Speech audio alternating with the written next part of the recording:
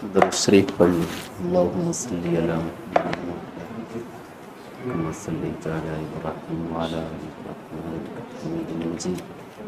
اللہم بارک علی محمد وعلی آل محمد کما بارکت وعلی آل ابراہیم انک حمید مجید۔ اعوذ باللہ من الشیطان الرجیم، بسم اللہ الرحمن الرحیم۔ یا ایہا الذین آمنوا کتب علیکم الصیام کما کتب علی الذین من قبلکم لعلکم تتقون۔ روزے کی بات چل رہی تھی۔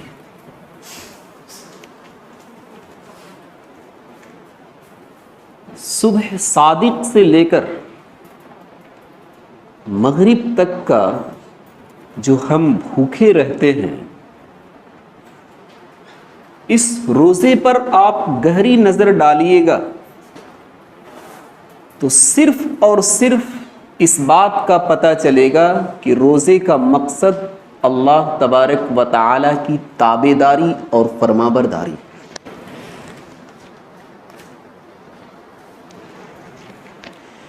اسی مقصد کو قرآن کریم نے لعلکم تتقون سے ذکر کیا ہے کہ اللہ سے ڈرنے والا بن جاؤ۔ 16 سے 17 گھنٹے تک بغیر کھائے رہنا، بغیر پانی پیے رہ جانا، خواہشات سے بچ کر رہنا، یہ اللہ کا مقصد نہیں ہے۔ اللہ کا مقصد کہ تم فرمانبردار اور اطاعت گزار بن جاؤ۔ آپ ایک مسئلہ بتائیے، سورج ڈوب گیا، چلیے مغرب کی اذان بھی ہو گئی، آپ یہ سوچیں کہ 16-17 گھنٹے تک تو میں بھوکے رہ گیا، مغرب کی اذان گرچہ ہو گئی ہے، آدھے گھنٹے بعد افطار کروں گا۔ نہیں، شریعت اس کی اجازت نہیں دیتی۔ سورج ڈوب گیا یا آپ کے یہاں اذان ہو گئی، آپ افطار کر لیں، مزید اب بھوکے رہنے کی اجازت نہیں ہے۔ تو اگر بھوکے رہنا ہی مقصود ہوتا، پیاسے رہنا ہی مقصود ہوتا، خواہشات سے بچنا ہی مقصود ہوتا، تو اور آدھے گھنٹے رکھنے میں اور بھوکے رہنے میں کیا پریشانی تھی؟ کوئی پریشانی نہیں تھی۔ لیکن اللہ تبارک و تعالیٰ نے فرمایا کہ نہیں، اب افطار میں تم جلدی کرو۔ یہیں سے یہ مسئلہ بھی ثابت ہوا کہ جو لوگ انتظار کرتے ہیں کہ ابھی اذان شروع ہوئی ہے، اذان ختم ہو جانے دو، نہیں، اب ختم ہونے کا انتظار مت کریں۔ اللہ تبارک و تعالیٰ نے بس فرما دیا اور حکم دے دیا کہ جب ٹائم ہو جائے تو افطاری میں جلدی کرو، تو اب ختم ہونے کا انتظار ختم۔ ایسے ہی نبی اکرم صلی اللہ علیہ وسلم نے آخر وقت میں سحری کھانے کو سنت قرار دیا ہے کہ آپ آخر وقت میں کھائیں۔ اب اگر کوئی یہ سمجھے کہ ہم 2 ہی بجے سے روزہ رکھنا شروع کریں اور زیادہ مضبوط روزہ ہو جاوے گا، نہیں، اللہ تبارک و تعالیٰ کی طرف سے اس کی اجازت نہیں ہے۔ آپ سو گئے 2 بجے کے بعد، وہ الگ بات ہے، آپ نے سحری نہیں کھایا، وہ الگ بات ہے، لیکن آپ اپنے طور پر 2 بجے سے روزہ شروع کر دیں، اللہ تبارک و تعالیٰ اس سے منع کرتا ہے۔ اللہ کا حکم اور اللہ کی اطاعت کو مان لینا، یہی اصل روزہ ہے کہ جس وقت روزہ شروع کرنے کا حکم دے وہاں سے ہم روزہ شروع کریں، اور جس وقت روزہ ختم کرنے کا حکم دے وہاں ہم روزے کو ختم کر دیں۔ روزے کے زمانے میں ہم اور آپ یہ سمجھتے ہیں کہ روزہ رکھ لینا اور زیادہ اگر نیک آدمی ہو ہم میں سے تو وہ یہ سمجھتا ہے کہ روزے کے ساتھ تراویح پڑھ لینا بس روزے کا مقصد ادا ہو گیا. مزید 2 چیزوں کو اور کرنے کی ضرورت ہے، تب روزے کا لطف اور روزے کا مزہ ایک ایمان والے کو حاصل ہوگا. نمبر 1، گناہوں سے رکنا. صرف بھوکے پیاسے رہ جانا، تراویح کی نماز پڑھ لینا، اتنا سے کام چلنے والا نہیں. جتنے گناہ ہو سکتے ہیں، خواہ چھوٹے گناہ ہوں خواہ بڑے گناہ ہوں، ان گناہوں سے رکنا بھی خاص طور سے اس رمضان کے اندر بہت ضروری ہے. آپ اس کو یوں سمجھیں، روزے کے علاوہ میں آج کل کھانا کھانا جائز ہے یا نہیں ہے؟ کھا سکتے ہیں. پانی پینا جائز ہے، پی سکتے ہیں. خواہشات کی تکمیل جائز ہے، کر سکتے ہیں. جو چیز جائز تھی روزے کی حالت میں ان چیزوں سے مکمل طریقے پر منع کر دیا گیا کہ آپ روزے کی حالت میں کھا نہیں سکتے، آپ روزوں کی حالت میں پانی پی نہیں سکتے. تو جو چیز پہلے ہی سے حرام اور ناجائز ہے، ان چیزوں سے رکنا تو رمضان کے مہینے میں روزے کی حالت میں اور زیادہ ضروری ہے. جھوٹ بولنا آج بھی جائز نہیں ہے،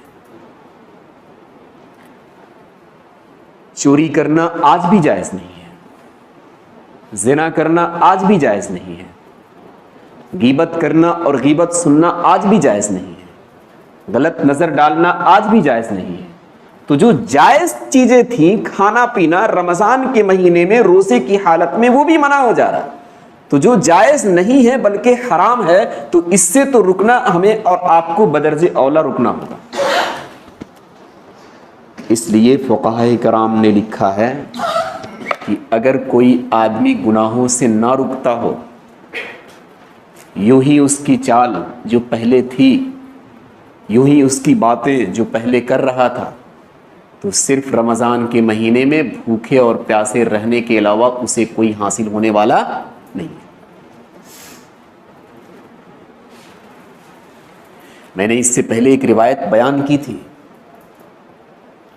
غیبت، چغل خوری اتنی عام ہو چکی ہے، اتنی عام ہو چکی ہے کہ اب یہ سمجھا جائے کہ ہم لوگوں نے اسے جائز قرار دیا ہے. اور جھوٹ بولنا تو اس کی بات ہی نہ کریں. جھوٹ کے بغیر نہ میری کوئی دکان چلتی ہے، نہ ہی کوئی کارخانہ چلتا ہے، نہ ہی کوئی کمپنی چلتی ہے، نہ ہی ہم ایک قدم چلتے ہیں. بالکل اوڑھنا بچھونا بن چکا ہے کہ جس طریقے پر اوڑھنا بچھونا ہم سے زیادہ قریب رہتا ہے، ویسی جھوٹ بولنا بھی ہم سے زیادہ قریب ہو چکا ہے. وہ 2 عورتیں روزے کی حالت میں بھوک کی وجہ سے کافی پریشان تھی. ایک صحابی رسول نے آپ صلی اللہ علیہ وسلم سے عرض کیا کہ حضرت یہ معاملہ ہے، اب ایسا لگتا ہے کہ وہ جان سے ہاتھ کو دھو ڈالیں گے. آپ صلی اللہ علیہ وسلم نے پہلی مرتبہ کوئی توجہ نہیں دی. دوسری مرتبہ عرض کیا، صحابی رسول نے کوئی توجہ نہیں دی. تیسری مرتبہ آپ صلی اللہ علیہ وسلم نے جب سنا تو فرمایا کہ جا کر ان دونوں عورتوں کو بلا کر لاؤ. وہ صحابی دوڑے دوڑے گئے کہ چلو لگتا ہے کوئی گنجائش نکل جاوے گی اور تمہاری جان بچ جاوے گی. وہ دونوں عورتیں جب آئی تو آپ صلی اللہ علیہ وسلم نے ایک پیالہ ان کے سامنے پیش کیا، کہا اس میں قے کرو. ایک نے قے کیا صرف خون اور گوشت کا قے، دوسرے نے بھی قے کیا خون اور گوشت کا قے. پورا پیالہ بھر گیا. آپ صلی اللہ علیہ وسلم نے فرمایا کہ روزہ ان دونوں نے شروع کیا تھا اچھی حالت میں، لیکن دن بھر چغل خوری کر کے، غیبت کر کے ان دونوں نے اپنے روزے کو خراب کر ڈالا.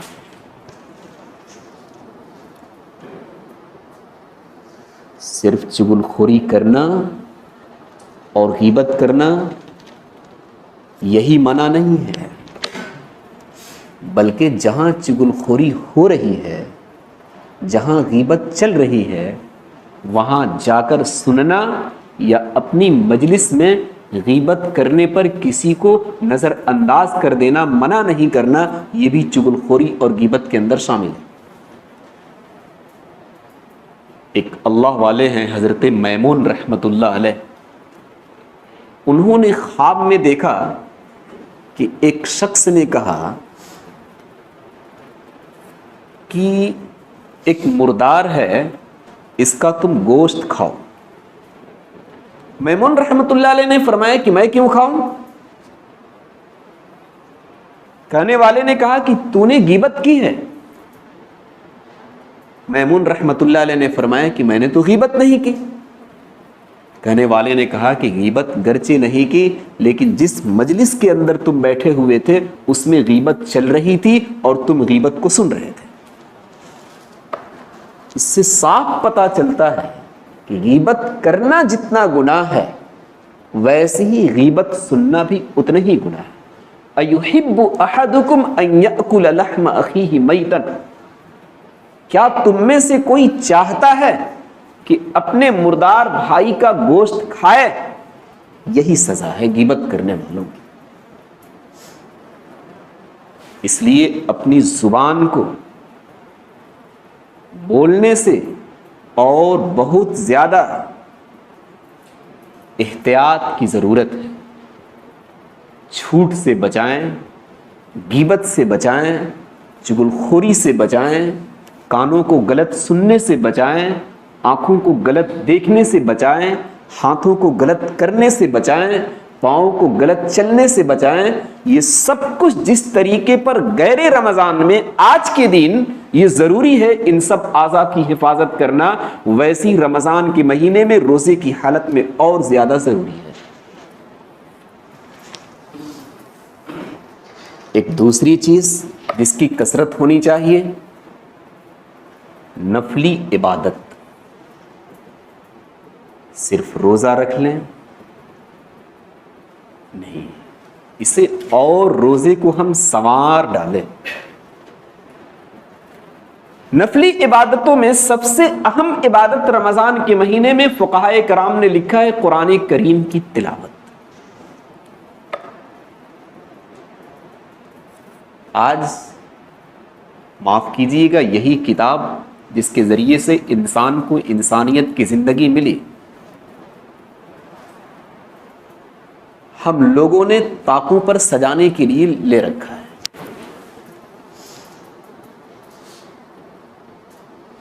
اور کتابوں کے مقابلے میں ذرا اندازہ لگائیے، جو ہمارے اسکول لائن کی کتابیں ہیں یا اور جو کتابیں ہیں ان کا استعمال صحیح طریقے پر ہم کر رہے ہیں، ہو رہا، بچے پڑھ رہے ہیں، لیکن جب تک شب برات کا موقع نہیں آتا، رمضان کا موقع نہیں آتا، تب تک اس کے اوپر سے دھول ہٹانے کی بھی نوبت نہیں آتی ہے۔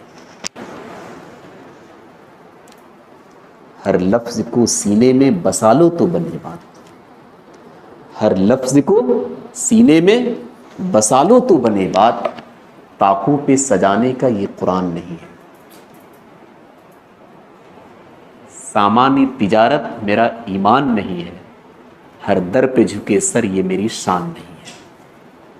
نہیں، اسے وہاں سے نکالنا ہوگا، اس کی گرد اور اس کی دھول کو جھاڑنے کی ضرورت ہے۔ سارا کام روٹین کے ساتھ چل رہا ہے،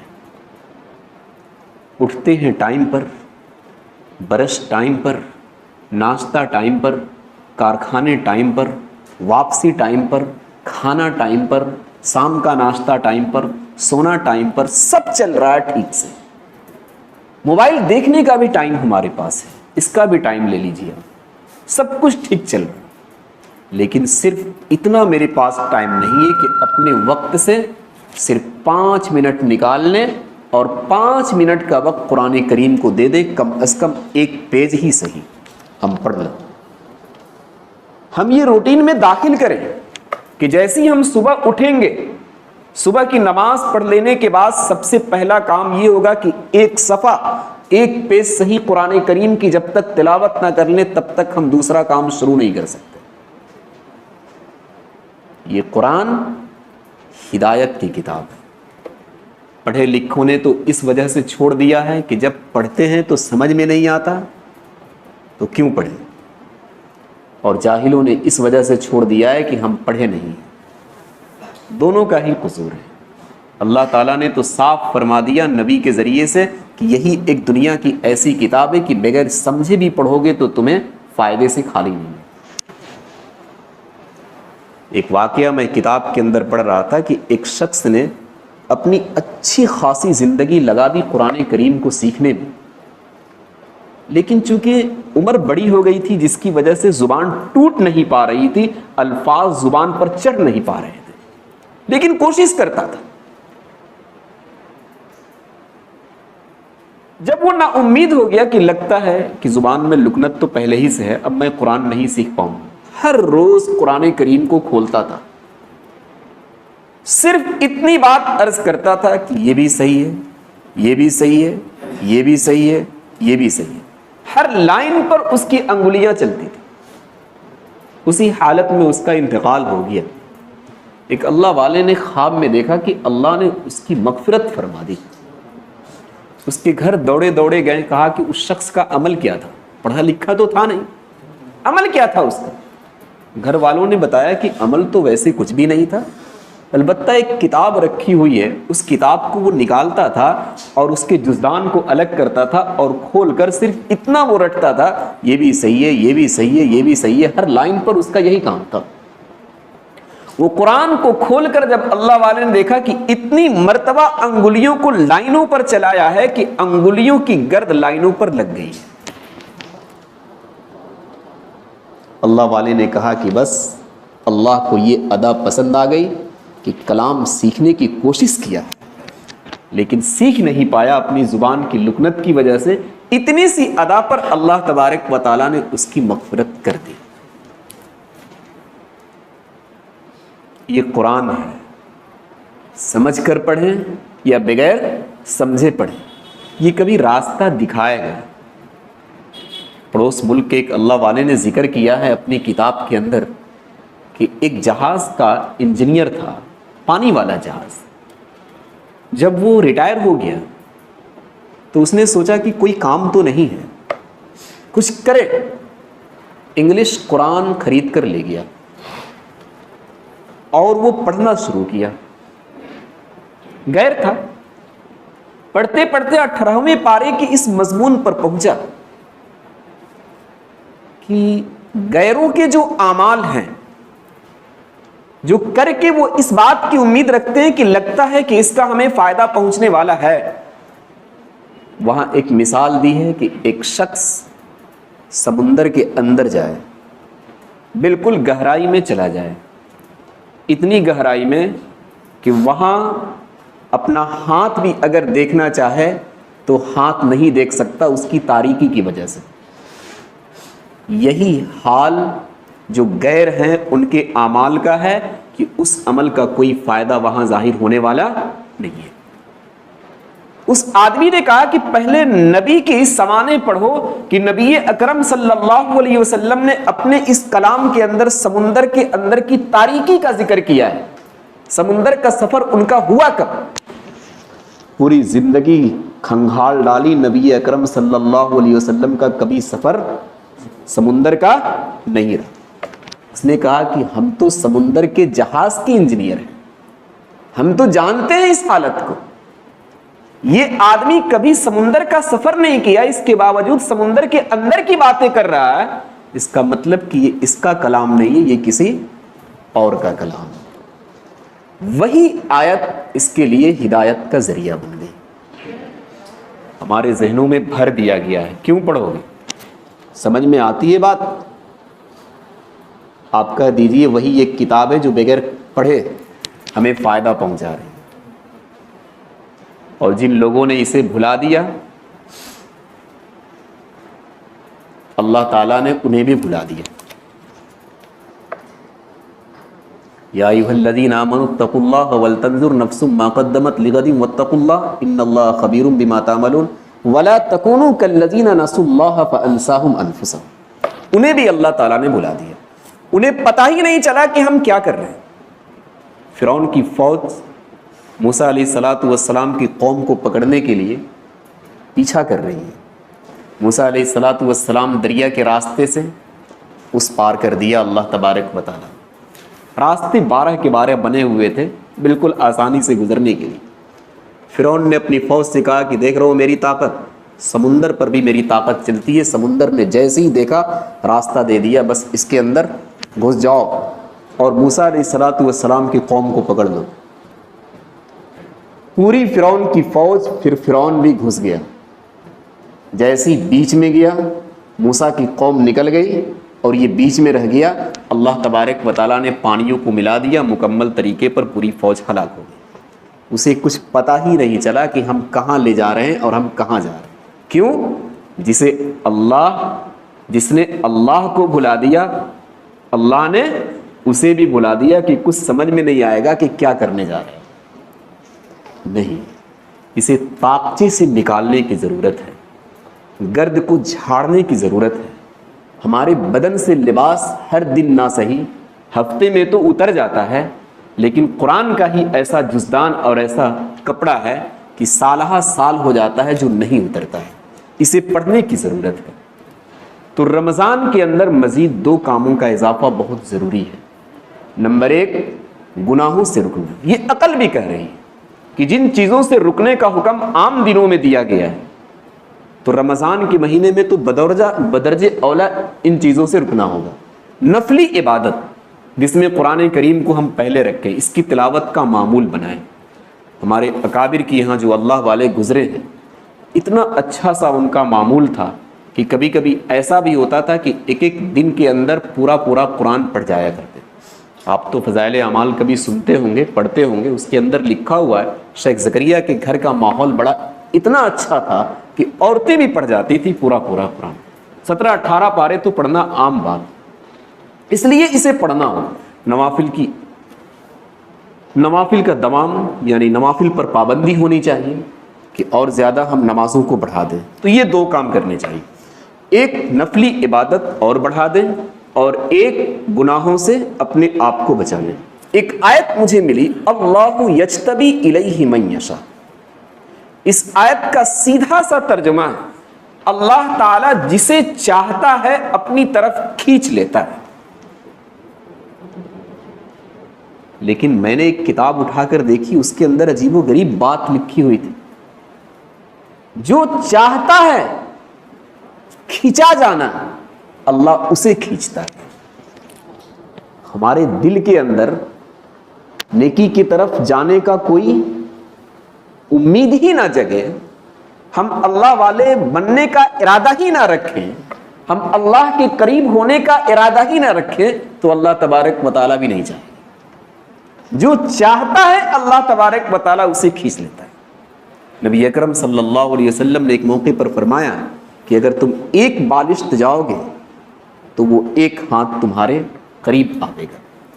جب تم 1 ہاتھ جاؤ گے تو وہ چل کر آئے گا, جب تم چل کر جاؤ گے تو وہ دوڑ کر آ جائے گا. اتنا قریب ہو جاوے گا کہ پھر وہ تمہارا کان, تمہاری آنکھ, اعضاء اور جوارح بن جاوے گا.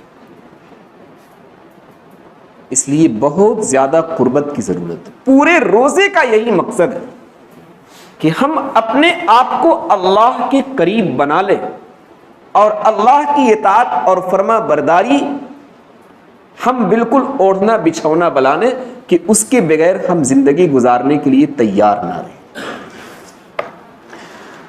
یا ایھا الذین آمنوا کتب علیکم الصیام, ایمان والوں تمہارے اوپر روزے کو فرض قرار دیا گیا جیسا کہ فرض قرار دیا گیا ان لوگوں پر جو تم سے پہلے تھے, تاکہ تم متقی بن جاؤ, پرہیزگار بن جاؤ.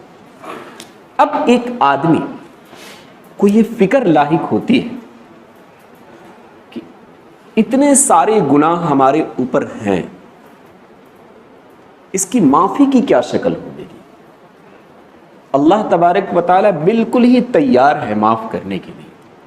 صرف اپنی طرف سے جھکاؤ کی ضرورت ہے، اپنی طرف سے عاجزی اور انکساری کی ضرورت ہے۔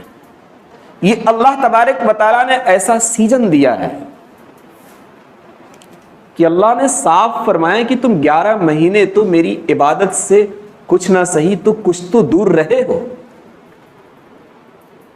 ہم نے تو تمہیں اسی کام کے لیے پیدا کیا تھا، وما خلقت الجن والانس الا لیعبدون، لیکن ہم نے اجازت تمہیں دے دی تھی کہ اپنے کمانے کھانے کی بھی کچھ تیاری کرو، بچوں کو بھی دیکھو، اپنی ضروریات کو بھی دیکھو، لیکن تم ان ساری چیزوں میں اتنا مشغول ہو گئے کہ 11 مہینے تک تو کچھ کہا ہی نہیں جا سکتا۔ اللہ نے فرمایا کہ دیکھو ان سب کی تلافی کے لیے 1 مہینہ ہم نے دے دیا ہے، تم اس میں اللہ کی اطاعت اور فرما برداری کی پابندی کر لو۔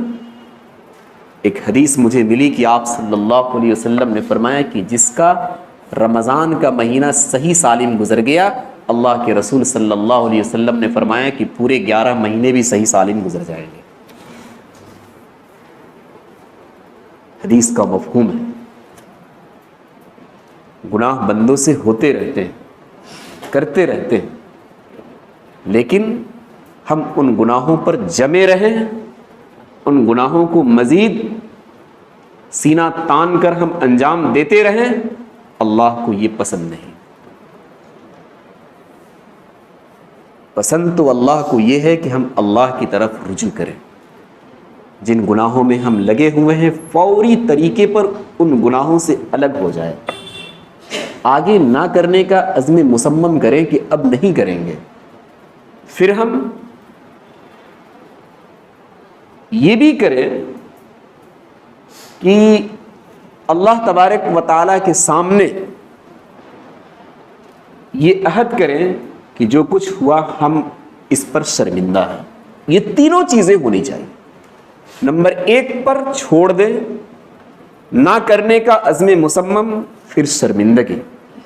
قرآن کے مطالعے سے ایک اور بات کا پتہ چلتا ہے کہ جن گناہوں کو ہم کر چکے ہیں اگر اس کی تلافی ہو سکے تو وہ بھی کریں۔ قرآن کریم کا لفظ آتا ہے وَأَصْلَحُوا، درست کرو۔ نمازیں ہم سے چھوٹ گئی ہے تو اس کا یہ مطلب نہیں کہ بس چھوڑ ہی دیں، بلکہ جو چھوٹ گئی ہیں اسے پڑھنے کی بھی ضرورت ہے۔ مالدار ہونے کے باوجود ہم حج نہیں کر پائیں، اس کا یہ مطلب نہیں کہ بس یہاں سے ہم نئی زندگی شروع کر رہے ہیں تو حج کی تلافی نہ ہو، بلکہ ہم اسے کریں۔ مالدار ہونے کے باوجود زکوٰۃ کئی سال سے ہم ادا نہیں کر رہے، قربانیاں ہم دے نہیں رہے، تو اس کا یہ مطلب نہیں کہ آج سے ہم نیک بنے تو یہ سب ہم سے معاف ہو گئے، بلکہ ان سب کی ادائیگی کریں۔